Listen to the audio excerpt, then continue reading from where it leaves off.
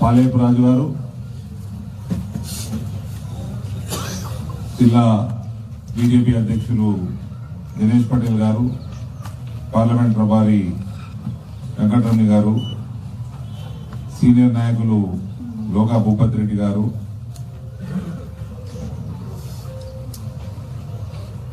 Cantonment ప్రభారి Kuppala Shivaraju గారు,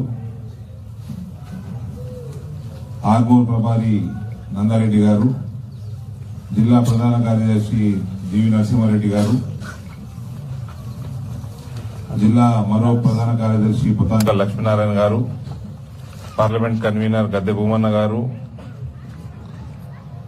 మాజీ municipal chairman Kanchetti Gangadhar గారు, ఓబీసీ మోర్చా జిల్లా అధ్యక్షులు యామాద్రి భాస్కర్ గారు, అధికార ప్రతినిధి జస్సు అనిల్ గారు, ఓబీసీ మోర్చా రాష్ట్ర ఉపాధ్యక్షులు మారంపల్లి గంగాధర్ గారు, జిల్లా కార్యదర్శి అబ్బి గంగారం గారు, జిల్లా మరో కార్యదర్శి గంగుని సంతోష్ గారు, కిసాన్ మోర్చా జిల్లా అధ్యక్షులు మాజీ జిల్లా అధ్యక్షులు నూతల శ్రీనివాసరెడ్డి గారు, పార్లమెంట్ విస్తారక్ నవీన్ గాంధీ, మహిళా మోర్చా ఆర్మూర్ అసెంబ్లీ కన్వీనర్ స్వాభావిక గౌడ్ గారు, ఈ కార్యక్రమానికి విచ్చేసిన బూత్ అధ్యక్షులు, శక్తి కేంద్రాలు, మండల అధ్యక్షులు, మండల పదాధికారులు, భారతీయ జనతా పార్టీ జిల్లా స్థాయి మండల స్థాయి నాయకులందరికీ, తోటి కార్యకర్తలందరికీ కూడా నమస్కారాలు తెలియజేస్తా ఉన్నాను.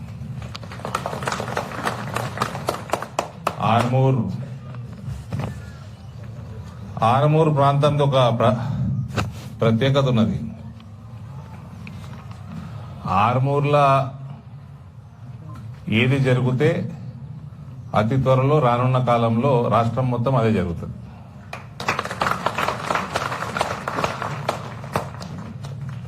సంతోష్ రెడ్డి గారు ఈ నుంచి ఇక్కడ నాయకుడు, ఆయన జిల్లా పరిషత్ చైర్మన్, ఫస్ట్ జిల్లా పరిషత్ ఏకైక జిల్లా పరిషత్ చైర్మన్ ఉండే ఆయన.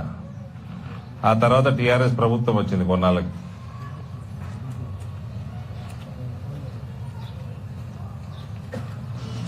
జీవన్ రెడ్డికి మొట్టమొదటి టికెట్ ఇచ్చినట్టు 2014లో. 10 సంవత్సరాలు టీఆర్ఎస్ ప్రభుత్వం వచ్చింది. ఇప్పుడు ఆర్మూర్లో భారతీయ జనతా పార్టీ ఎమ్మెల్యే గెలిచిండు. 100% వీలైనంత తొందరలో భారతీయ జనతా పార్టీ ప్రభుత్వం కూడా వస్తుంది.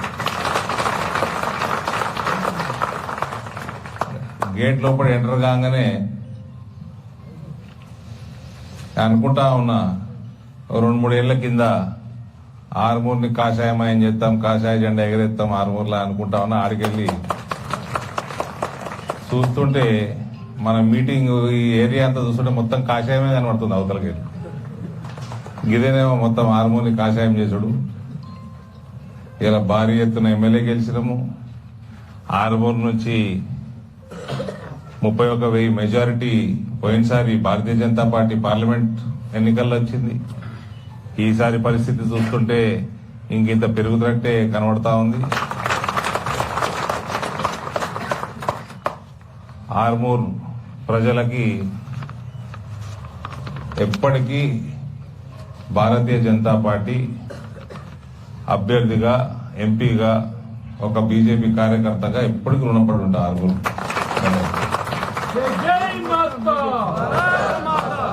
ఆ రుణం కూడా తీర్చుకుంటా. 90% తీర్చుకున్నా, 10% ఉన్నది. కాంగ్రెస్ వాడు ఆఫీస్ కావాలంటున్నాడు. సరే, కాంగ్రెస్ వాడి కోసం అన్నది ఇద్దాం పట్టు తిరిగి.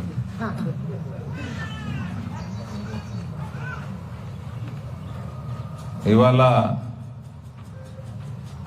గత 5 సంవత్సరాలు గుర్తు తెచ్చుకుంటే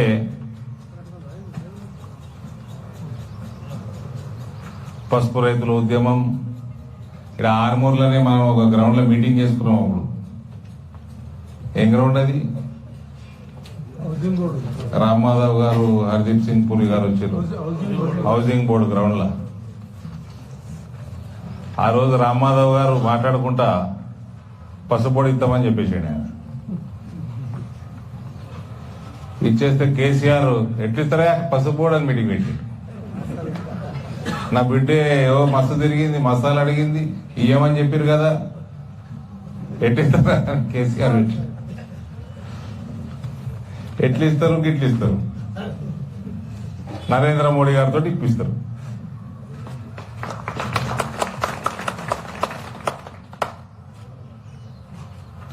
నియతుండి కష్టపడి పని చేసుకుంటే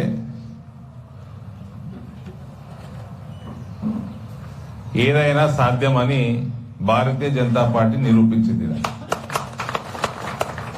మనకే యాదున్నది, కేంద్ర మంత్రులు వాణిజ్య మంత్రి నిర్మలా సీతారామన్ గారు ఉన్నప్పుడు, వ్యవసాయ మంత్రి పార్లమెంట్లా మాట్లాడుకుంటా ఒక 3 ఏళ్ల కింద, అంతకుముందున్న ప్రభుత్వాలు పసుబోర్డు రాదు అని చెప్పింది. సో అసాధ్యాన్ని సాధ్యం చేసిన పార్టీ నాయకుడు నరేంద్ర మోడీ గారు.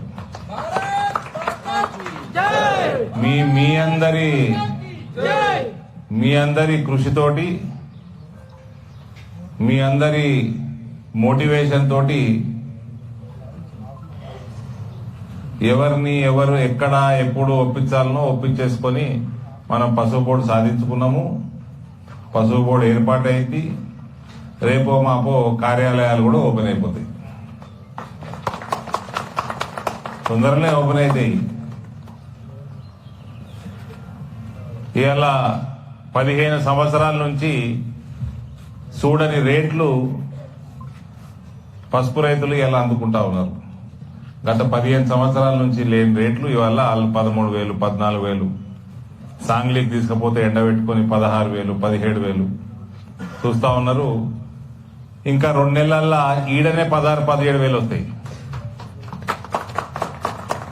వచ్చే సంవత్సరం పసుపు రైతులకు చెప్తా ఉన్నా, మీరు 20%, 25% విస్తీర్ణత ఇక్కడ పెంచుకున్నా సరే 20,000 దాటుతుంది. పాపం కాంగ్రెస్ వాళ్ళకి జీర్ణించుకోలేకపోతున్నారు. ఇక టీఆర్ఎస్ వాళ్ళు వదిలేసి వెళ్ళిపోయారు అనుకోరి, ఇటు దిక్కు కూడా వస్తున్నట్లేదు. అసలేడా రాంగరంగ గెస్ట్ హౌస్ కాడ చూసిన జెండాలు కూడా ఎక్కేసారు. గెస్ట్ హౌస్ కాడ ఓ లొల్లి ఉంటుండే, అంకాపూర్ కాడ జెండాలు లేవు.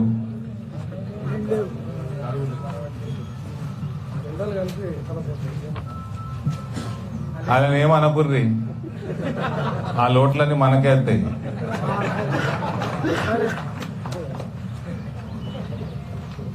అయితే కాంగ్రెస్ వాడికి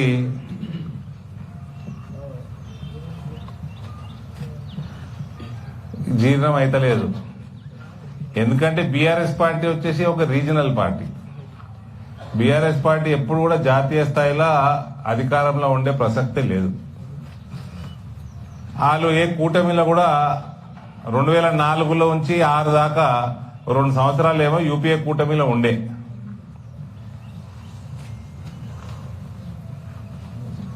అప్పట్లో పసుపు బోర్డుది ప్రస్తావన అంత లేకుండే.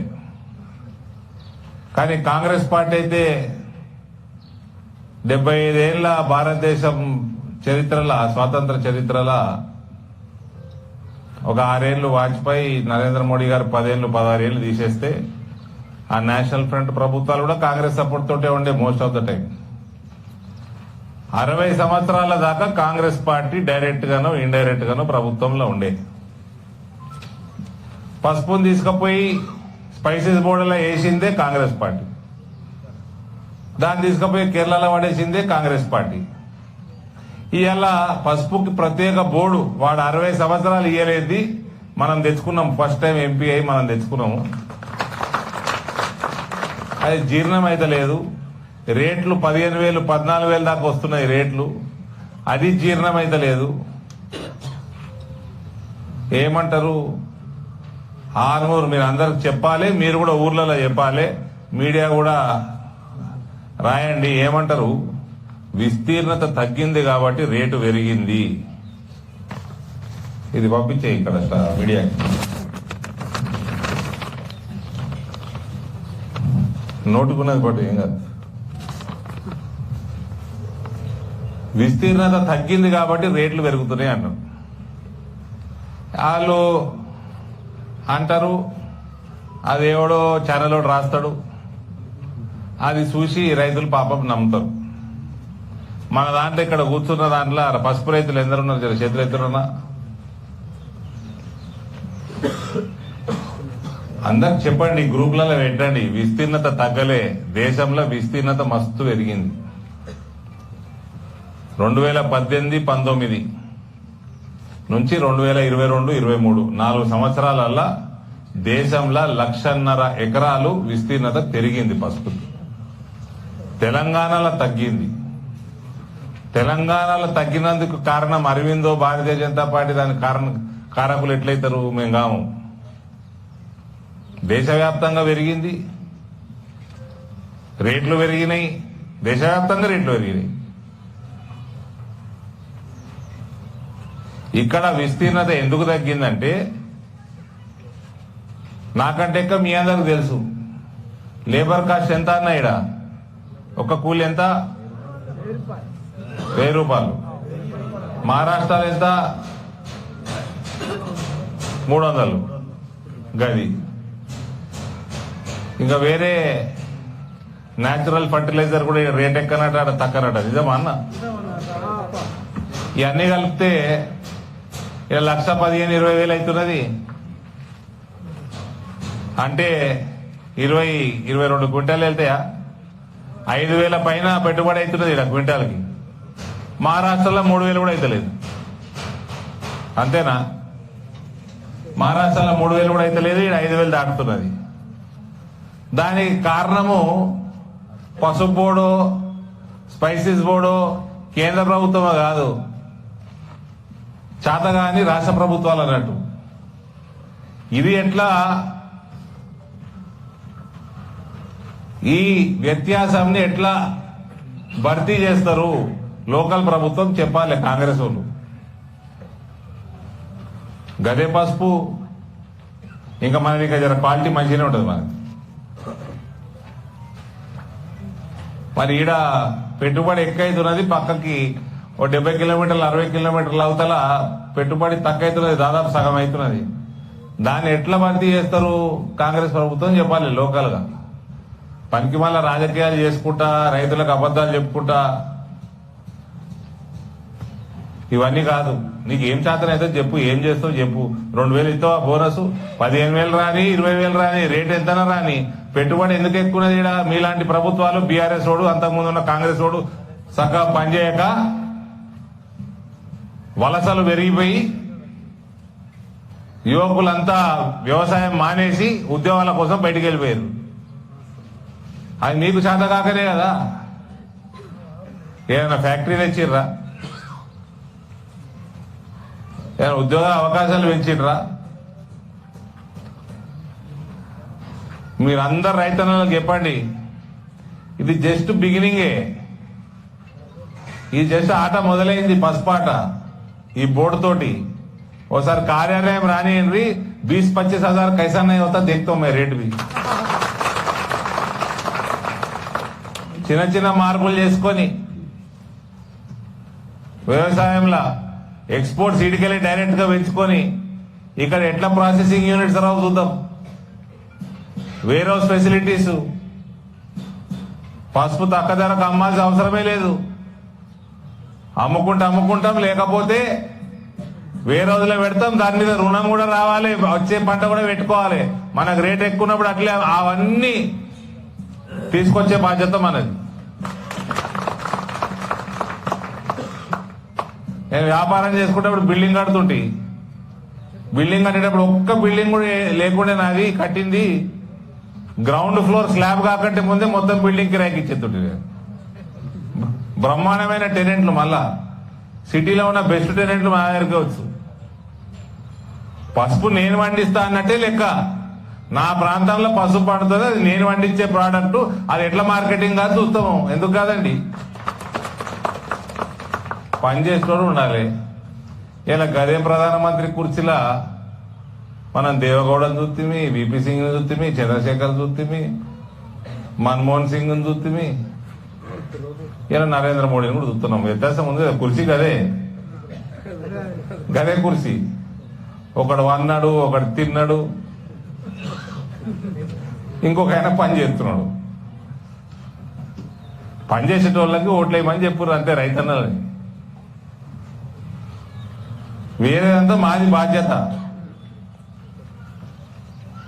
అది ఎట్లా చేస్తాము, ఏం చేస్తాము, అరవింద్ ఏం మాయ చేసిండు, రాదనుకున్న పసుపు ఎట్లా తెచ్చుడు, అంతా నేను చేసుకుంటా. మీకెందుకు? ఆ పంచాయతీ నా పంచాయతీ. మీకు 20 నుంచి 25,000 రేటు ఇప్పించే బాధ్యత మాది. ఇక్కడ అమిత్ షా గారు మొన్న అన్నారు, నేను ఆయనకు చెప్పేపోయినా, సార్ ఈయన మాకు ఉన్నాడు క్యాండిడేట్ ఆ కోర్టులో పోతా అని చెప్పి పోయినా. ఆడికి వచ్చిండు, పని కట్టుకుని కొరట్లోకి వచ్చి ఆడ మక్కకు కూడా మక్కతోటి ఇథనాల్ ఫ్యాక్టరీలు పెట్టిస్తాం ఈడ అన్నాడు. 200 కోట్లతోటి పసుపు పరిశోధన కేంద్రం పెడతామన్నాడు. అది నేను అడగను కూడా అడగలే. అంటే వాళ్ళు పని స్టార్ట్ చేసుకున్నారు. పసుపు బోర్డు అనౌన్స్ చేసేసిండ్రు, రాష్ట్రపతి ఉత్తర్వులు వచ్చేసింది, కేబినెట్ రెజల్యూషన్లు అయిపోయినాయి, తీర్మానాలు కేబినెట్లు అయిపోయినాయి, ఎక్కడో అక్కడ ఆఫీసర్లను పని మీద పెట్టేసిండ్రు. 400% ఎగుమతులు పెంచాలి ఆ నిర్ణయం వచ్చేసింది. పసుపు బోర్డుకి టార్గెట్ ఇచ్చేసిండ్రు. ఏం చేయాలన్నది రీసెర్చ్ చేయాలని తేలింది. 200 కోట్లతో రీసెర్చ్ సెంటర్ పెట్టిచ్చేస్తాడు. మక్క ఈడ ప్రాంతంలో మక్క పండుతుందని తెలిసింది. మక్కతోటి ఇథనాల్ తయారు చేస్తామన్నారు. ఆ అరవింద్ షుగర్ ఫ్యాక్టరీలు తెరిపేయాలా మా ఎమ్మడ పడ్డాడు, నన్ను తిట్టిండు, బాగా సతాయిస్తాడండి ఏమైనా ప్రాబ్లమ్స్ ఉంటే అని. అందరితో కుట్టాటలు పెట్టుకుంటాడు అని అన్నాడు నన్ను స్పీచ్లా. ఉన్న మంత్రులు అందరితో కొట్టాట పెట్టుకుని ఈయన పసుపోడు కోసం అని చెప్పి ఈడ మక్కతోటి ఇథనాల్ ఫ్యాక్టరీలు, రీసెర్చ్ సెంటరు. ఒకసారి చెప్పినుండి నేను, బీడీ కార్మికులు ఎక్కుంటారని. 500 పడకల హాస్పిటల్ బీడీ కార్మికుల కోసము. ఇవన్నీ కూడా అనౌన్స్ చేసిపోయిండు. ఎన్ఆర్ఐ సోదరుల గురించి కూడా మాట్లాడినుండి నేను. సో దానికోసం ప్రత్యేక మంత్రిత్వ శాఖనే పెట్టాలి సార్ మన ప్రభుత్వం వస్తే. అంటే మన ప్రభుత్వం వస్తే ఇక్కడ ప్రత్యేక మంత్రిత్వ శాఖ కూడా పెడతా అన్నాడు. సరే ఇలా రాలే, రేపు వస్తుంది ప్రభుత్వం, వచ్చినప్పుడు తప్పకుండా పెడతాం.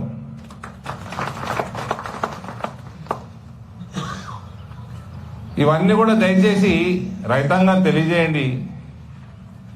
ఇవే కాకుండా ఇలా నరేంద్ర మోడీ గారికి ఓట్లు వేయనీకి ఎందుకు సిద్ధంగా ఉన్నారు పబ్లిక్ అంటే, మనము ఏ మహిళా గ్రూపుకు పోయినా రుణాలు ఉన్నాయి, నరేంద్ర మోడీ గారి రుణాలు ఉన్నాయి. మన పార్లమెంట్లో 6,300 కోట్ల రుణాలు ఉన్నాయి. అంటే సుమారు 5 లక్షల మంది మహిళలు ఉన్నారు గ్రూపులలో. 50,000 గ్రూపులు అనుకోండి, సగటున 13 లక్షల రూపాయలు ఒక్క గ్రూప్ కి రుణం ఉన్నది మా నరేంద్ర మోడీ గారిది, సబ్సిడైజ్ రుణం. దాని మీద ఆమ్దాని వస్తున్నది మహిళా గ్రూపులకి. 5% సబ్సిడీ, ఇంట్రెస్ట్ సబ్సిడీ ఇస్తున్నారు, 7% కడుతున్నారు. గత 7-8 ఏళ్లకెళ్ళి రాష్ట్ర ప్రభుత్వం ఇస్తలేదు సబ్సిడీ, అందుకే పావుల వడ్డీ బంద్ అయిపోయింది. ఇలా 7% కడుతున్నారంటే 5% మోడీ ఇస్తున్నాడు, లేకపోతే 12%, 12% ఉంటుండే. మన బీజేపీ పాలిత రాష్ట్రాలల్లో ఇంకా తక్కువది, పావుల వడ్డీ కంటే తక్కువది, 10 పైసల వడ్డీ కింద నడుస్తాయి ఈ సెల్ఫ్ హెల్ప్ గ్రూప్స్. ఉజ్వల కనెక్షన్లు 1,00,000 వరకు ఉన్నాయి. ప్రతి మహిళకి 4 లక్షల రూపాయల లైఫ్ ఇన్సూరెన్స్ కవర్ ఉన్నది. మన ప్రధానమంత్రి 2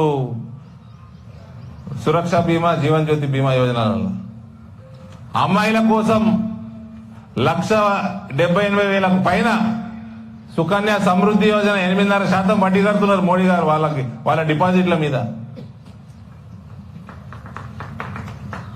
చాలా చిన్న చిన్న పథకాలు ప్రతి ఇంటికి చేరుతున్నాయి, చిన్నవి కానీ పెద్దవి కానీ. 7 లక్షల ఆయుష్మాన్ భారత్ కార్డులు ఉన్నాయి మన పార్లమెంట్లో.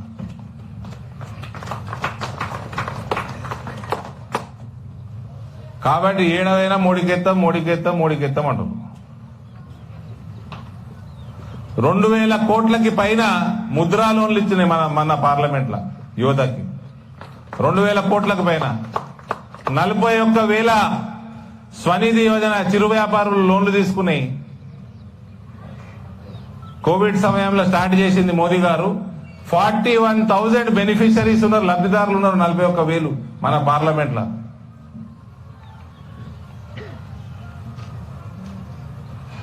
ఎంప్లాయ్మెంట్ గ్యారంటీ స్కీమ్ల లోన్లు ఉన్నాయి. ఇప్పుడు విశ్వకర్మ యోజన మొదలైంది, అందులో ఎన్రోల్మెంట్లు అవుతున్నాయి. రైతాంగానికి డిఏపీలు ఫర్టిలైజర్ల మీద 19,000 రూపాయలు ఒక ఎకరానికి సబ్సిడీ వస్తున్నది నరేంద్ర మోడీ గారు చేయబట్టి. 19,000 రూపాయలు. మళ్ళీ 6,000 రూపాయలు కిసాన్ సమ్మాన్ నిధి, 25,000 రూపాయలు. మళ్ళా అన్ని పంటలకి ఎంఎస్పీ పంటలే మన దగ్గర ఉన్నాయి. మక్క గాని చెరుకు బంద్ అయింది, చెరుకు పెరుగుతూ మొన్న వేయించాడు 3 రోజుల కింద చెరుకుది. సోయా గాని అక్కడక్కడ ప్రొద్దుతిరుగుడు కనబడుతుంది. ఇవన్నిటి కూడా ఎంఎస్పీలు పెంచుతున్నాడు. వరి,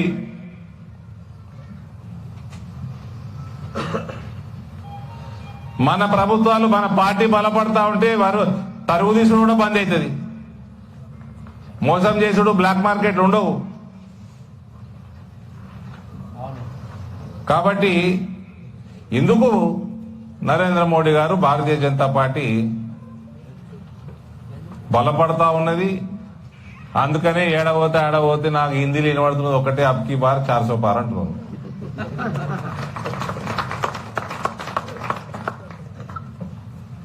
కాంగ్రెస్ వాళ్ళేమో 43 సీట్లు 44 ఉండే పోయినసారి లోక్సభలో. ఈసారి 23, 24 వచ్చేయాలి. గంతే అన్న. వాళ్ళు ఏదో అనుకుంటున్నారు తెలంగాణలో, కానీ క్యాండిడేట్స్ అక్కడ చూసుకొని పెట్టుకుంటే చాలు. బీజేపీ భయంకరమైన వాతావరణం ఉన్నది, బలమైన వాతావరణం ఉన్నది. మోడీకి మనం చేయాల్సింది ఏంటంటే అన్న, హిందువుల్ని ఇంట్లోకెళ్ళి బయటికి తీసుకొచ్చి ఓటేపేరు చాలు. ఇన్నిగానం చేస్తున్న ప్రధానమంత్రికి, ఇంత కష్టపడి పనిచేస్తున్నాడు, భారతదేశం మొత్తం బలపరుస్తున్నాడు, భూమండలం మొత్తం సనాతన ధర్మం అవుతున్నది. తుర్క రాజ్యాలు కూడా ఇక్కడికి వచ్చి గుడులు కూలగొట్టిన వాళ్ళు కూడా వాళ్ళు కాంపిటీషన్ మీద ఒకరి మించి ఒకరు నేను పెద్ద కడతా అంటే నేను పెద్ద కడతా అంటున్నారు. తుర్క రాజ్యాలన్నీ. అమెరికా వచ్చి ఆటోగ్రాఫ్ అడుగుతున్నాడు. ఆస్ట్రేలియా వాడు మోడీస్ బాస్ అంటున్నాడు. ఫ్రాన్స్ వాడు బాగా పంచాయతీ అయిపోయింది సార్, వీళ్ళకి మేము బాగా ఇమిగ్రేషన్ ఇచ్చేసినాము, వీళ్ళు వచ్చేసారు, మాదే పంచాయతీ పెట్టిండ్రు, ఈడ మాకు ఉండనికనే ఇబ్బంది అవుతున్నదని ఒక వర్గం మీద వాళ్ళు మాట్లాడుతున్నారు. మీరు ఎట్లా చేస్తారు కంట్రోల్, మేము కూడా చేస్తాం నేర్పియండి అంటున్నాడు. ఆ బ్రిటిష్ వాడు మననే 300-400 సంవత్సరాలు ఏలినోడు, నేను దేశం ఎట్లా వెళ్ళాలో జర దయచేసి చెప్పురు అని మోడీ గారిని అడుగుతున్నాడు.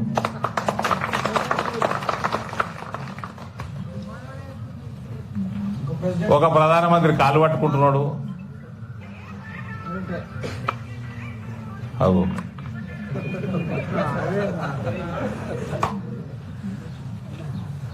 ఈ రకంగా నరేంద్ర మోడీ గారు నాయకత్వం భారతదేశంలో కాదు భూగోళం మొత్తం, ఈ భూగోళం కాడ ఆగిండా అయినా అంటే అది కూడా ఆగలేదు, చంద్రమండలం కూడా వీండి.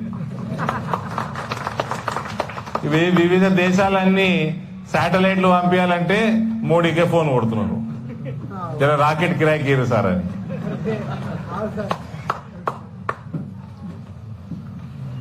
కోవిడ్ సమయంలో ప్రపంచం కింద మీద అయిపోయింది, రోడ్ల మీద పడిపోయి, యూరోప్ లా అమెరికాలో రోడ్ల మీద ఎక్కడక్కడ పడిపోయి చచ్చిపోయారు పబ్లిక్.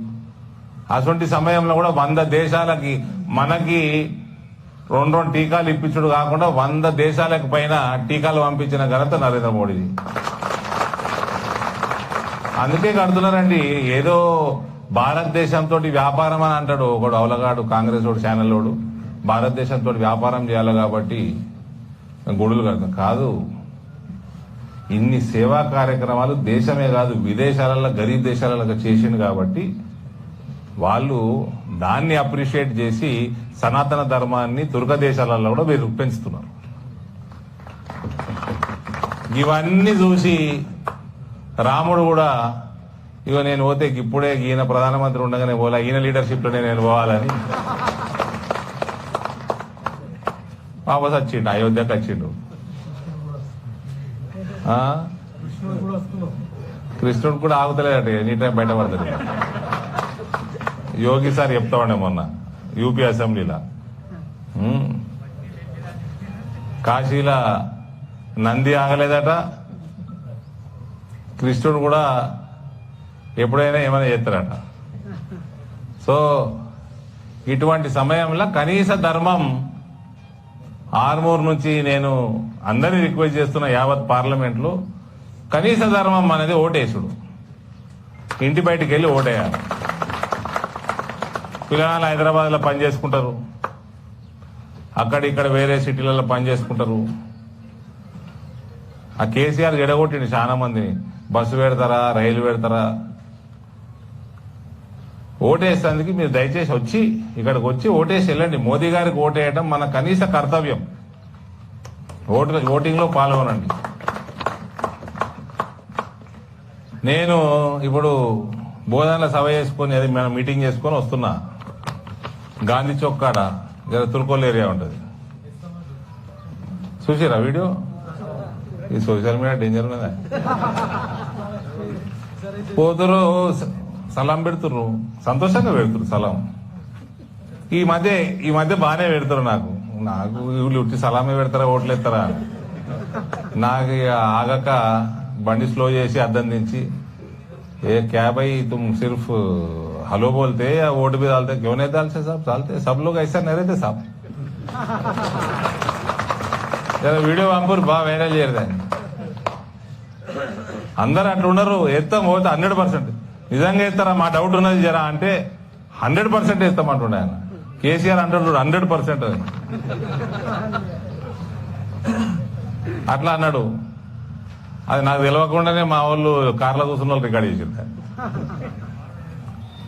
కాబట్టి ముస్లింలకు కూడా చెప్తున్నా, నేను నిన్న కూడా చెప్పిన నిజామాబాద్లో, మీరు తినే రేషను మీ ఇంట్లో పొయ్యి వెలుగుతుందంటే ఉజ్వల, దాంట్లో వంట అవుతున్నది అంటే ఆ రేషన్ నరేంద్ర మోడీది. మీ పిల్లగాళ్ళు పోయి ఆ మైనారిటీ స్కూళ్ళలో చదువుతున్నారంటే టోటల్ ఫండింగ్, స్కూళ్ళ ఫండింగ్ నరేంద్ర మోడీది. మీకు బీమార్లు వస్తే, మీ హాస్పిటల్లో పడితే 5 లక్షల రూపాయలు నరేంద్ర మోడీ ఇస్తున్నాడు. మీ సెల్ఫ్ హెల్ప్ గ్రూప్స్ మహిళలు కూడా ఉంటారు, ముస్లిం మహిళలు ఉంటారు. వాళ్ళకి నేను చెప్పినవన్నీ రుణాలు, ఇవన్నీ సబ్సిడీలు, ఇంట్రెస్ట్ సబ్సిడీలు, ఇవన్నీ కూడా నరేంద్ర మోడీ ఇస్తున్నాడు. మళ్ళా షాదీ ముబారక్ కేసీఆర్ అంటాడు. కేసీఆర్ ఒక పెద్ద అబద్దాల కోరు, కానీ కేసీఆర్ షాదీ ముబారక్ కూడా మొత్తం మైనారిటీ వెల్ఫేర్ ఫండ్ సెంట్రల్కి వెళ్ళి వచ్చిందే షాదీ ముబారక్ ఇస్తాడు ఆయన. ఇంకా షాదీ ముబారక్ ఇచ్చి వేరే అప్పులు, కాళేశ్వరంలో అవి ఇవి అప్పులు చేసి లాస్ట్ 2 years నుంచి షాదీ ముబారక్ పైసలు కూడా అప్పులు తీర్చనీకనో ఇంట్రెస్ట్ కో మింగనీకనో చేసుకున్నాడు ఆయన. అందుకే 2 ఏళ్ల నుంచి షాదీ ముబారక్ కూడా వస్తలేదట. మరి ఎప్పుడు వస్తుంది అంటే 2-3 ఏళ్ళు లేట్ అవుతుంది. పిల్లగానే పుట్టినాక ఇస్తున్నట్టు షాదీ ముబారక్. ఈ అన్యాయంగా ఈ కాంగ్రెస్ వాడు ముస్లింలను పాపం అందరు బేవకూఫ్ చేస్తారండి. నిజంగా బేవకూఫ్. నాకు నిజంగా వాళ్ళని చూసి మళ్ళీ వాళ్ళ మీద కోపం రావాలన్నా లేకపోతే జాలి కలగాలన్నా నాకే డౌటు. ఆ బీఆర్ఎస్ వాడు మాకు 10 ఏళ్ళు వాడుకున్నాడు, అంతకుముందు 50 ఏళ్ళు కాంగ్రెస్ వాడు వాడుకున్నాడు. ఇప్పుడు కూడా కాంగ్రెస్ వాడు మళ్ళీ మోసం చేస్తాడు. ఏంది బీజేపీ బీఆర్ఎస్ దోస్తి, బీజేపీ బీఆర్ఎస్ దోస్తి, బీజేపీ బీఆర్ఎస్ దోస్తి అనగానే పాపం వీళ్ళు బకరైనరు. మొత్తం బీఆర్ఎస్కి వెళ్ళి కాంగ్రెస్కి ఇచ్చారు. ఆ కాంగ్రెస్ వేయగానే దేశమంతా కాంగ్రెస్ పార్టీ ఖాళీ కాబట్టి, అరే ముసలోడైనా బీజేపీతో కొట్లాడినరా పోయి. వీళ్ళైతే మొత్తానికే దుకాణం బంద్ అయ్యేటట్టున్నది. అది కమల్నాథ్ వీకబట్టి, అశోక్ చవాన్ వీకబట్టి, మిలింద్ దేవరా వీకబట్టి, అసలు హేమా హేమీలు కొందరే మిగిలినరా కాంగ్రెస్ లా. మంచి వాళ్ళు ఎప్పుడో వీకిండ్రు, ఉన్నోళ్ళు కూడా వీకబట్టే ఈసారి వీళ్ళకి 40-50 సీట్లు పక్కకు పెట్టి 20-30 సీట్లు కూడా వచ్చేటట్లు లేవు. మనం ఏమైనా పొరపాటు చేసినామా అని వాళ్ళు కూడా ముక్కు మీద వేసుకున్నారు. మళ్ళీ ఇప్పుడు మళ్ళీ కాంగ్రెస్ వాళ్ళు మళ్ళీ మోసం చేయనీకే బీజేపీ బీఆర్ఎస్ అలయన్స్ అట. ఆ బీఆర్ఎస్ కి సిబిఐకి ఏదో అలయన్స్ అవుతున్నట్టున్నది మీ ఛానళ్ళల్లో. బీజేపీకి బీఆర్ఎస్ కి అలయన్స్ అసంభవం. మళ్ళా జస్ట్ తుర్కోలను మోసం చేయనీకనే మళ్ళీ ఇది.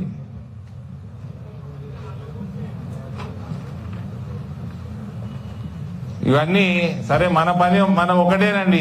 వీళ్ళు గ్యారెంటీలు ఇచ్చేది లేదు, పీకేది లేదు కాంగ్రెస్ వాళ్ళు. మనం చేసుకున్న పనులు మనం చెప్పుకుందాం, ప్రజలకి నీట్ గా కొట్లాడుకుందాం. ఒక రోజు గెలికిండ్రు, 1.5 రోజు ఆడుకున్నా కాంగ్రెస్ వాళ్ళతోటి.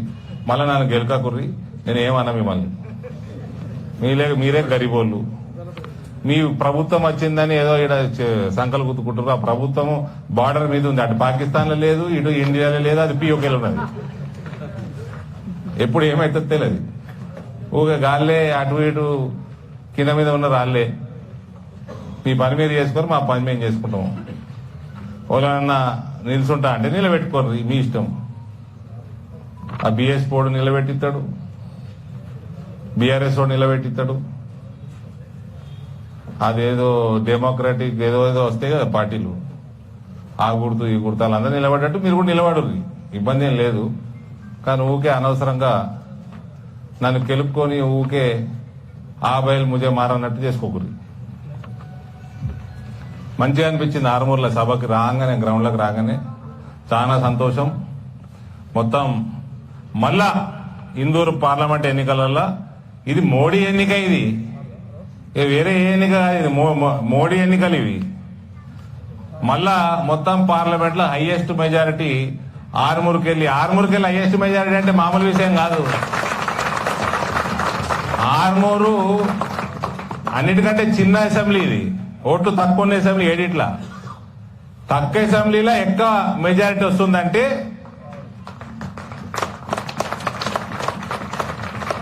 ఆరుమూరు ప్రజలు ఆలోచన ఎక్కువ చేస్తారు అన్నట్టు లెక్క, అంతే కదా. ఆలోచించి కరెక్ట్ నిర్ణయం చేస్తారు, ఫ్యూచరిస్టిక్ నిర్ణయం చేస్తారు అన్నది లెక్క. అందుకే చెప్పిన నేను స్పీచ్ స్టార్ట్ చేయగానే, ఇక్కడ మొదలవుతుంది, ఏం మొదలైనా ఈయనే మొదలవుతుంది. అది కాంగ్రెస్ పార్టీ కానీ, తెలుగుదేశం కానీ, బీఆర్ఎస్ పార్టీ కానీ, ఇలా బీజేపీ కానీ, ఈడ గెలిచిందంటే నెక్స్ట్ గవర్నమెంట్ ఆ పార్టీది అన్నట్టు. ముందు చూపు ఆరుమూరు వాళ్ళకి ఎక్క. మరోసారి అందరికీ అవకాశం ఇచ్చినందుకు ధన్యవాదాలు తెలియజేస్తూ, రేపు సాయంత్రం రాజకీయాలకు సంబంధం లేకుండా మన ఫౌండేషన్ ఆధ్వర్యంలో పద్మశ్రీ గరికపాటి నరసింహారావు గారిది మన దగ్గర ప్రోగ్రాం ఉన్నది. అందరు రండి, ఫ్యామిలీస్ని తీసుకొని రండి. 5 గంటలకల్లా వస్తే మళ్ళీ ఆయనది కాగానే కన్నయ్య మిట్టల్ది మంచి భజన కార్యక్రమాలు ఉన్నాయి. ప్రవచనము నరసింహారావు గారిది, దాని కాగానే భజన మన కన్నయ్య మిట్టల్ గారిది. రాముని మీద జబర్దస్త్ ప్రోగ్రాం ఉంటుంది, అందరు ఎంజాయ్ చేస్తారు. దయచేసి మీరందరినీ కూడా ఆహ్వానిస్తా ఉన్నాను. భారత్ మాతాకి.